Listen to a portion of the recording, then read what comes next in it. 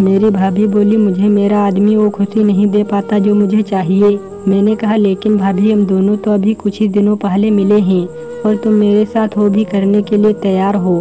भाभी बोली, तुम्हें नहीं पता मेरी शादी को 2 साल हो चुके हैं, लेकिन मैं वो सब करने के लिए तड़प रही हूँ। मैंने आज से पहले वो सब नहीं किया था, इसीलिए मुझे थोड़ी घबराहट सी हो रही थी। लेकिन मेरी भाभी मेरे साथ करने के लिए बहुत उतावली थी। भाभी दिखने में भी काफ़ी खूबसूरत थी और उनको देखकर मेरा भी मन अंदर से हो रहा था कि ऐसा चांस मुझे फिर दोबारा नहीं मिलेगा। उसके बाद मैंने भी हाँ कर दिया। उसके बाद भाभी बोली, ठीक है, कल मेरा पति 2 दिन के लिए शहर से बाहर जाने वाला है और उसके जाते ही मैं तुम्हें फ़ोन करूँगी। उसके बाद तुम मेरे घर आ जाना, फिर मैं तुम्हें जन्नत के वो नज़ारे दिखाऊंगी जो तुमने आज से पहले अपनी ज़िंदगी में कभी नहीं देखे होंगे। भाभी की बात सुनकर मैं भी बहुत खुश था, क्योंकि आज मैं पहली बार वो करने वाला था। फिर अगले दिन शाम के 5 बजे मुझे भाभी ने फ़ोन किया और कहा कि तुम जल्दी से आ जाओ, मैं तुम्हारा इंतज़ार कर रही हूँ। मुझे इतनी खुशी हो रही थी कि मैं आपको बता नहीं सकता। उसके बाद मैं भाभी के घर पहुँचा। मैंने देखा दरवाज़ा पहले से ही खुला था, तो मैं सीधा अंदर चला गया।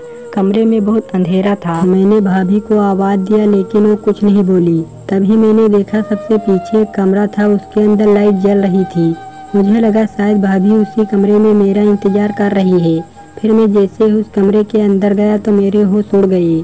तो भाई लोग, कैसे हैं आप लोग? भाई लोग, मेरा नाम पवन है। मैं बिहार के एक छोटे से गाँव का रहने वाला हूँ। मेरे घर में पैसों की बहुत दिक्कत थी। मेरे पापा खेती करते थे और मेरी माँ भी उन्हीं के साथ लगी रहती थी। अपने घर की गरीबी को देखकर मुझे बड़ा बुरा लगता था।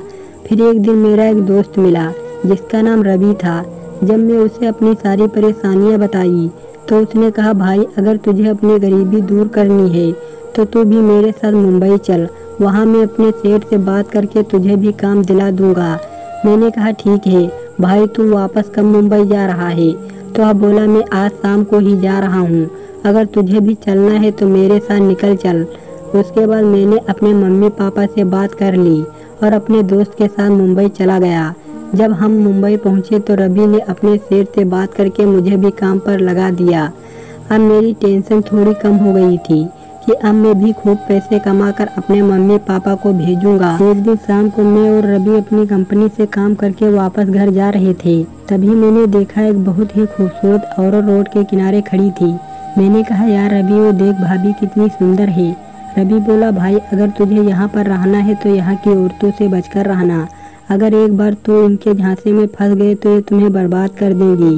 मैंने कहा, क्या बात कर रहा है भाई? तो रवि बोला, मैं सही बोल रहा हूँ। रवि जो भी कुछ कह रहा था वो मेरे पल्ले नहीं पड़ रहा था, क्योंकि मुझे बचपन से ही अपने से बड़ी उम्र की औरतें बहुत पसंद थी। रवि और मैं दोनों ही एक ही रूम में रहते थे। धीरे धीरे 1 महीना पूरा हो गया। जब मुझे मेरी सैलरी मिली तो मैं बहुत खुश हुआ। मैंने कुछ पैसे अपने खर्चे के लिए निकाल लिए और सारे पैसे गांव में पापा को भेज दिए। अब मेरी ज़िंदगी मज़े से कट रही थी। एक दिन कंपनी की छुट्टी थी तो मैं फेसबुक चला रहा था। मेरा दोस्त रवि मार्केट गया हुआ था।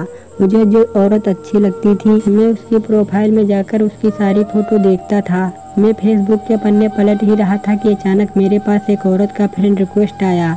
पहले तो मुझे यकीन नहीं हो रहा था कि मुझे भी कोई औरत फ्रेंड रिक्वेस्ट भेज सकती है, लेकिन मुझे फिर भी यकीन नहीं हो रहा था, क्योंकि बहुत सारे लड़के भी लड़कियों की फेक आईडी बनाकर बेवकूफ़ बनाते हैं।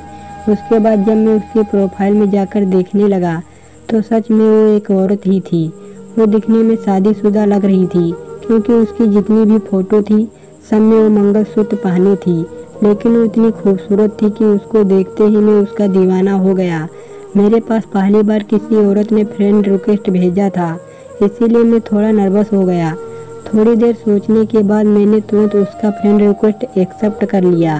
अब मैं उसका दोस्त बन गया था। तभी तुरंत उधर से एक मैसेज आया जिसमें लिखा था, हमारी रंगीन जिंदगी में आपका स्वागत है। फिर मैंने उसको मैसेज लिखा, क्या तुम सच में एक औरत हो? तो वह बोली, आपने मेरी प्रोफाइल नहीं देखी क्या? तो मैंने कहा, वो तो मैंने देख लिया, आप बहुत सुंदर हो। मैं पहली बार किसी औरत से बात कर रहा था, इसीलिए मुझे कुछ भी समझ में नहीं आ रहा था कि मैं उससे क्या बोलूं। तभी वो बोली, तुम भी बहुत अच्छे हो। मैं मन ही मन बहुत खुश हो रहा था। तभी मुझे रवि के आने की आवाज़ सुनाई दी। मैं तुरंत फ़ोन बंद करके रख दिया, क्योंकि मैं नहीं चाहता था कि रवि को इस बारे में पता चले कि एक औरत मेरी दोस्त बन गई है। उस औरत से बात करने के बाद मेरे चेहरे पर अलग तरह की मुस्कान थी। रवि मुझे देखकर बोला, क्या बात है, तुम बड़े खुश लग रहे हो। मैंने कहा, कोई बात नहीं, बस ऐसे ही मोबाइल में कॉमेडी वीडियो देख रहा था, इसीलिए मुस्कुरा रहा था। उसके बाद हम दोनों खाना खाकर सोने लगे। मुझे नींद नहीं आ रही थी।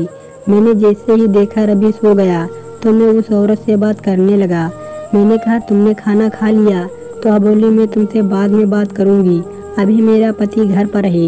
इतना कहकर वो फ़ोन रख दिया। उसके बाद धीरे धीरे कुछ वक्त बीत जाता है। जब तक मैं उस औरत से बात नहीं करता था तब तक मुझे चैन नहीं मिलता था।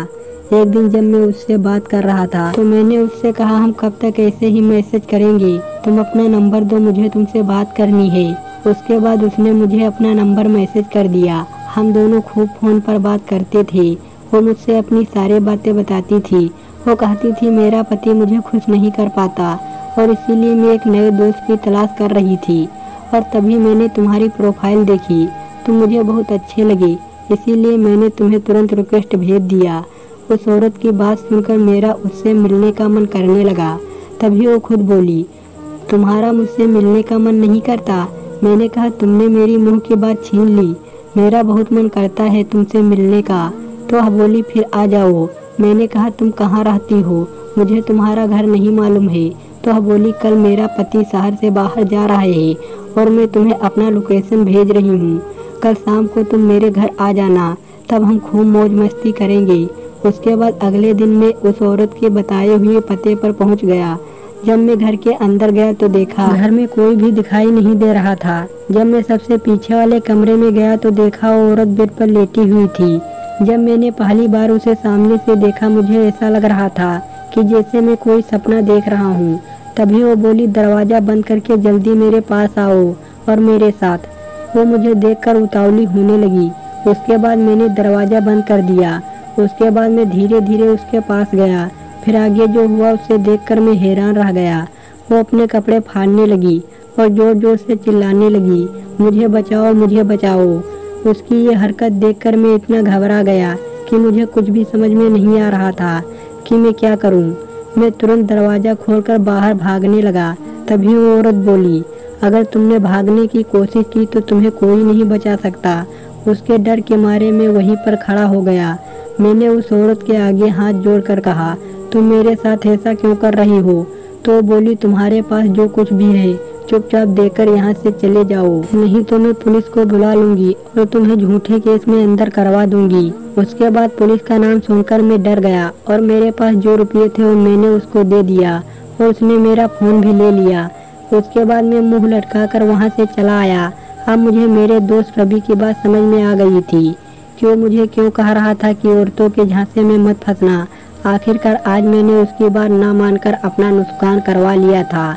तो भाई लोग, अगर आपके पास भी ऐसा कुछ होता है तो सतर्क रहना, होशियार रहना। कहानी अच्छी लगी हो दोस्तों तो लाइक और सब्सक्राइब करिए।